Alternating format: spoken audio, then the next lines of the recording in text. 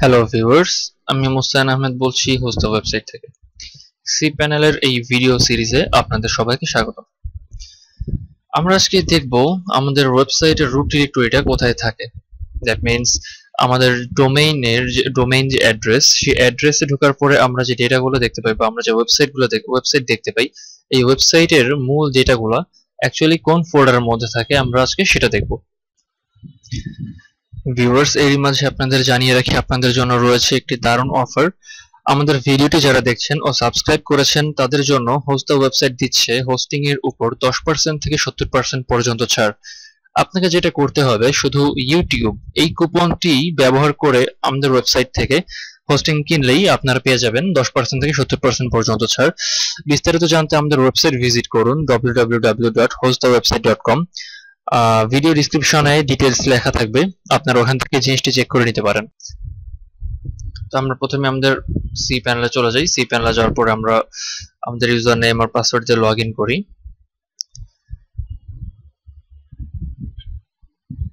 Log in করার পরে আমরা দেখবো যে এখানে ফাইল ম্যানেজার একটা অপশন আছে। আমরা এই ফাইল ম্যানেজার চলে যাবো।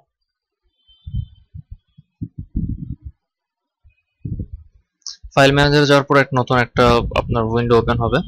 তো এখানে দেখবো যে বাম পাশে রুট ডিরেক্টরিগুলো সব উল্লেখ আছে আর ডান পাশে ডিটেইলসলি সব উল্লেখ করা আছে।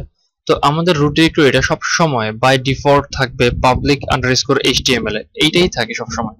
তো public_html এ আমি যদি ডবল ক্লিক করি তাহলে আমরা দেখতে পাবো যে আমাদের টেস্ট যে ফোল্ডারটা, এটা আমি ক্রিয়েট করেছিলাম, আপনাদেরকে ফোল্ডার যে ভিডিওটা ছিল সেইখানে দেখিয়েছিলাম। এই যে এখানে যে ফোল্ডারটা আছে, এই যে public_html, এইটাই হচ্ছে আমার ডোমেইনের রুট ডিরেক্টরি। তার মানে আমরা যে index.html যে ফাইলটা html ফাইলটা রাখি, সেটা এই public.html এর আন্ডারে, তার মানে এইখানে রাখতে হবে।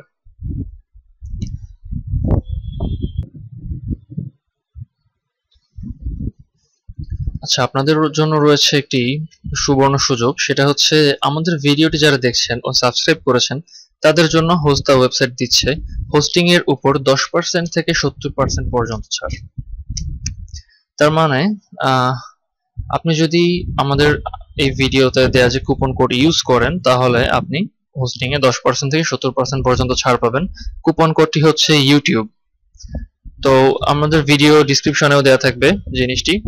আপনারা যদি আরো বিস্তারিত জানতে চান তাহলে আমাদের ওয়েবসাইট ভিজিট করতে পারেন www.hostthewebsite.com। থ্যাঙ্কস। তো এবার আমরা দেখব যে আমাদের সাবডোমেইন যে থাকবে, সাবডোমেইনের রুট ডিরেক্টরিটি কোথায় থাকবে। তো আমরা নিচের দিকে চলে যাই। আমাদের সি প্যানেল নিচের দিকে যাওয়ার পরে আমরা এখানে দেখব যে ডোমেইনস একটা অপশন আছে। ডোমেইনস অপশনের মধ্যে এখানে দেখব আমরা একটা সাবডোমেইনস একটা অপশন আছে। এই সাবডোমেইনসে আমরা চলে যাই।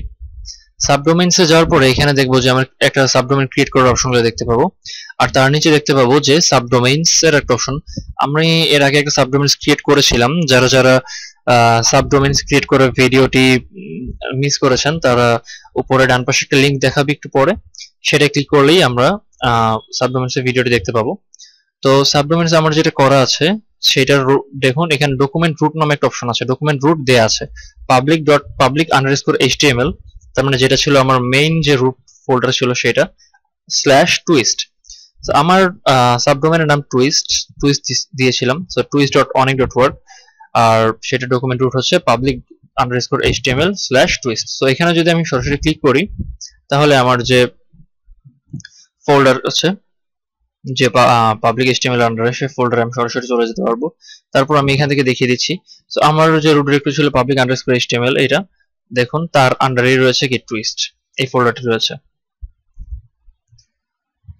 সো ভিউয়ার্স, আজকের মতো এই পর্যন্তই। ধন্যবাদ সবাইকে ভিডিওটি দেখার জন্য এবং সাথে থাকার জন্য। এরকম আরো ভিডিও দেখতে সাবস্ক্রাইব করুন আমাদের চ্যানেলে। যে কোনো সময় যে কোনো প্রবলেমের জন্য আমাদেরকে নক করুন www.hostthewebsite.com এই সাইটে। ধন্যবাদ সবাইকে।